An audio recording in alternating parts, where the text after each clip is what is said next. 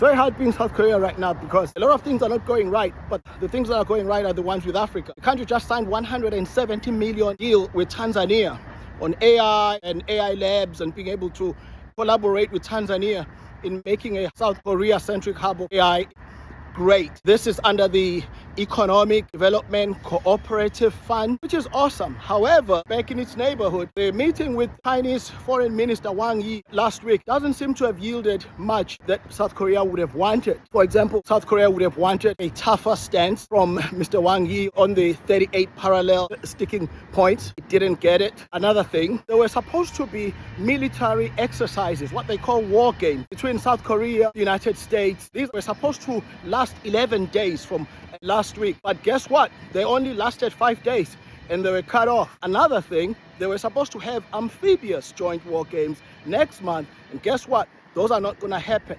So that's the context that you have South Korea seeing things not go as good for it. But in the Africa-Asia nexus, you're finding a lot going right for South Korea. One of the important things, of course, that I've spoken about is this idea of South Korea and Japan in Africa as alternatives to Chinese way of doing things. And they don't want to do that because that's brought with all sorts of problems.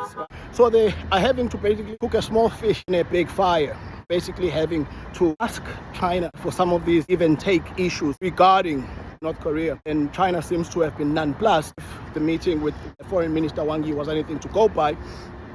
And some of the things that they're doing in Africa, they don't want those things to be looked at as fighting China. You don't want to be fighting the country you want to be cooperating with in other things. If I was advising South Korea, I would say kind of watch your relationship with your most important ally, the United States, but also watch it with China. You need to start taking China in your confidence when you're in Africa. It has 90% capacity on rare earths, 1% capacity in mining rare earths, and you need these very much for your economy. So you want to create a regime because it's not going to work to have your own thing there. It's just not sustainable.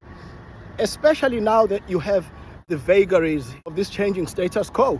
So we really don't know. South Korea is caught between a rock and a hard place because it's having some issues with its mainstay ally in a very critical area such as defense.